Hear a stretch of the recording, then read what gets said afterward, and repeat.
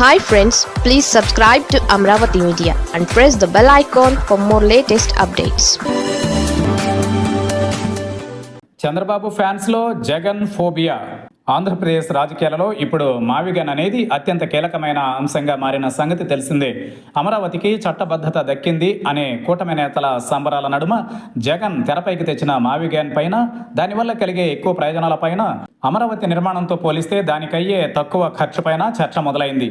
ఈ నేపథ్యంలో ఓ పత్రికాధిపతి రాసిన కొన్ని పలుకులను రివర్స్లో చంద్రబాబు అండ్ కోకి అప్లై చేస్తున్నారు నెటిజన్లు.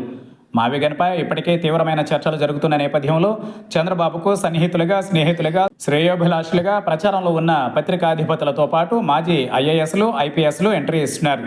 ఇందులో భాగంగా మాజీ ఐపీఎస్ అధికారి ఏబి వెంకటేశ్వరరావు, మాజీ ఐఏఎస్ అధికారి జయప్రకాష్ నారాయణ తెరపైకి వచ్చారు. అమరావతి మావిగన్పై తనదైన శైలిలో చాలామంది ఊహించినట్లుగా స్పందించారు. మావిగన్ వ్యవహారంపై స్పందించిన ఏబి వెంకటేశ్వరరావు, జగన్ మావిగన్ వ్యాఖ్యలతో పెట్టుబడిదారులు అమరావతిలో పెట్టుబడి పెట్టడానికి భయపడతారని, ఈ తరహా హెచ్చరిక ఇప్పటికే పెట్టుబడిదారుల్లోకి వెళ్లిపోయిందని, దానిని ఎవరూ మార్చలేరని అన్నారు. కాసేపు అదే నిజమని అనుకుంటే మరి తనను చూసే అమరావతికి పెట్టుబడులు వస్తాయంటూ చెప్పుకునే చంద్రబాబు మార్క్ బ్రాండ్ సంగతి ఏంటి అనే ప్రశ్న తెరపైకి వచ్చింది. అంటే చంద్రబాబు తన గురించి, తన బ్రాండ్ గురించి చెప్పుకున్నవి ఓ వర్గం మీడియా అచ్చేసినవి, లోకేష్ లాంటి యువ నేతలు చెప్పుకొచ్చినవి అన్నీ అవాస్తవేలేనా అనే ప్రశ్న ఉత్పన్నమవుతోంది. ఎందుకంటే వైఎస్ జగన్ మళ్ళీ వస్తే అనే ప్రశ్నను ముందు పెట్టి ప్రస్తుతం ఉన్న చంద్రబాబు బ్రాండ్ని బదనాం చేస్తున్నట్లుగా మాట్లాడుతున్నారు ఏబి వెంకటేశ్వరరావు అని అంటున్నారు. ఎందుకంటే వైఎస్ జగన్ మళ్ళీ వస్తే అనే ప్రశ్నను ముందు పెట్టి ప్రస్తుతం ఉన్న చంద్రబాబు బ్రాండ్ని బదనాం చేస్తున్నట్లుగా మాట్లాడుతున్నారు ఏబి వెంకటేశ్వరరావు అని అంటున్నారు కొంతమంది తమ్ముళ్ళు.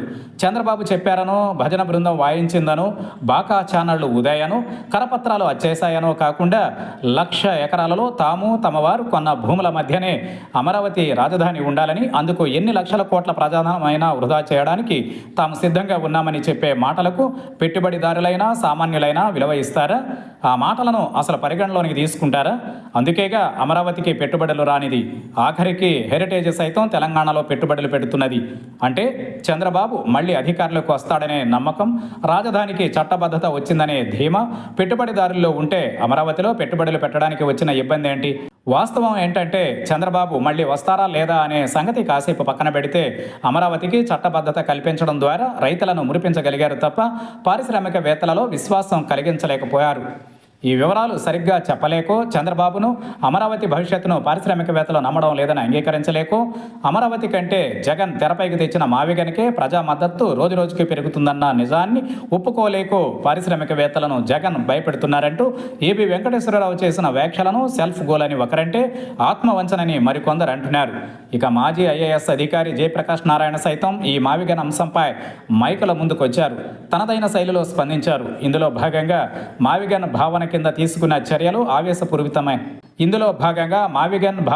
తీసుకున్న చర్యలు ఆవేశపూరితమైనవని, రాష్ట్ర భవిష్యత్తుకు నష్టదాయకమైనవని మొదలుపెట్టిన జయప్రకాష్ నారాయణ ఆ విధానాలను తుగ్లక్ చర్యతో పోల్చడం గమనార్హం. అక్కడితో ఆగని జేపీ ఇది ఆంధ్రప్రదేశ్ ఆదాయానికి, రాజధాని అభివృద్ధికి నష్టం కలిగిస్తుందని విమర్శిస్తూ రాజధానులను మార్చే ఈ విధానం రాష్ట్రానికి గణనీయమైన ఆర్థిక నష్టాన్ని కలిగిస్తుందని అభిప్రాయపడ్డారు. దీంతో జేపీకి పలు ప్రశ్నలు సంధిస్తున్నారు ఆయన తరహా మేధావులు, నెటిజన్లు. ఇందులో భాగంగా సుమారు 1,00,000 ఎకరాలలో 2-3 పంటలు పండే ప్రాంతంలో వర్షాకాలం వస్తే వచ్చే నీరు, తోడే నీరు అన్నట్టుగా ఉన్న భూముల్లో రాజధాని నిర్మాణం వల్ల రాష్ట్రానికి ఆర్థిక నష్టం వస్తుందా? లేక ఇప్పటికే port, airport, railway zone, national హైవేలతో ప్రపంచానికి అద్భుతమైన కనెక్టివిటీ ఉన్న కారిడార్ను రాజధానిగా అభివృద్ధి చేయడం వల్ల రాష్ట్రానికి ఆర్థిక నష్టం వాటిల్లుతుందా? ఈ ప్రశ్నలకు సమాధానం జేపీ లాంటి మేధావులకు, మాజీ ఐఏఎస్ అధికారికి తెలియంది కాదు కదా.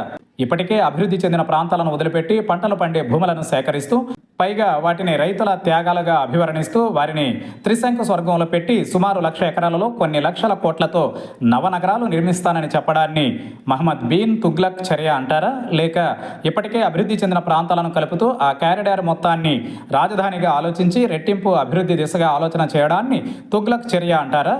చరిత్ర పుస్తకాలు చదువుకున్న జేపీకి తెలియంది కాదు కదా. కాకపోతే ఈసారి కాకరకాయ కాస్త కేకరకాయ అయిందని సరిపెట్టుకోవాలి. ఏది ఏమైనా అటు మాజీ ఐపీఎస్ ఏబి వెంకటేశ్వరరావు బెదిరింపులు అంటూ ఆందోళన వ్యక్తం చేసిన, ఇటు మాజీ ఐఏఎస్ జయప్రకాష్ నారాయణ తుగ్లక్ చర్యగా అభివర్ణించిన, రేపు మరో ఐఎఫ్ఎస్ అధికారి ఇంకో రకంగా వివరించినా వారు చెప్పేది ఏంటంటే ఎంతకాలమైనా ఎన్ని లక్షల కోట్లైనా ఎంతమంది రైతులు చకోర పక్షుల ఆకాశం వైపు చూసినా అమరావతే ముద్దు మరో మాట వద్దు అన్నమాట. మరి గ్రాఫిక్స్లకు రివ్యూలే తప్ప ఆచరణాత్మక చర్యలతో వీరికి అవసరం లేదా? సమాజం ఏమైపోయినా వీరి స్నేహాలు, వీరి శ్రేయోభిలాషులు, వారి వారి ఆర్థిక సామర్థ్యాలు, పెట్టుబడులకు లాభాల ఫలాలు మాత్రమే ముఖ్యమా? అలాంటప్పుడు ఆయా పార్టీల కండువాలు కప్పేసుకుని తందానా తానా అంటే సరిపోతుందిగా. మేధావులు న్యూట్రల్ విశ్లేషణల మాటున ఈ ముసుగు మాటలేనా? జనాలు ఏమంటారు, ఏమనుకుంటున్నారు, ఏమి కోరుకుంటున్నారు అనేది ఈ ముసుగు మేధావులకు అవసరం లేదా? ఆ జనాలలోనూ ఓ వర్గం జనాల అభిప్రాయమే వీరికి ముఖ్యమా? ఈ ప్రశ్నలకు సమాధానాలు వారి వారి అంతరాత్మలకు తెలియంది కాదు. కాకపోతే ఈ వాస్తవాలన్నీ జనాలంతా ఇప్పటికైనా పూర్తిగా తెలుసుకోవాల్సి ఉంది. ఇదంతా గమనించిన వారు మాత్రం చంద్రబాబు పందిని చూపి నంది అంటే అదే నిజమని, నందిని చూపి పంది అంటే కూడా అది నిజమని నమ్మేవాళ్ళు ఆయన చుట్టూ పుష్కలంగా ఉన్నారని, ఆయన పార్టీలో సొంత బుర్ర వాడుతున్న వాళ్ళ సంఖ్య తగ్గిపోతోందని, ఆ నాయకులకు తోడు పచ్చ మీడియా బ్యాచ్ ఉండనే ఉందని, ఇప్పటికీ అమరావతి ప్రధానం, దానికి మరో 50,000 ఎకరాలు మీరు చేయాలి దారాదత్తం అంటే ఆనందంతో ఆర్తనాదాలు చేస్తున్నారని, ఇప్పుడు చంద్రబాబు మీ భార్యలు కాదని చెబితే గుడ్డిగా నమ్మేసి కట్టుకున్న దానిని చెల్లిగా భావించి పెళ్లి సంబంధాలు చూడడానికి కూడా వెరవని వెన్నెముక లేని బ్యాచ్ ఆయన చుట్టూ తయారైంది అని రాస్తూ ఆ పత్రికాధినేత పలుకును రివర్స్లో అప్లై చేస్తున్నారు.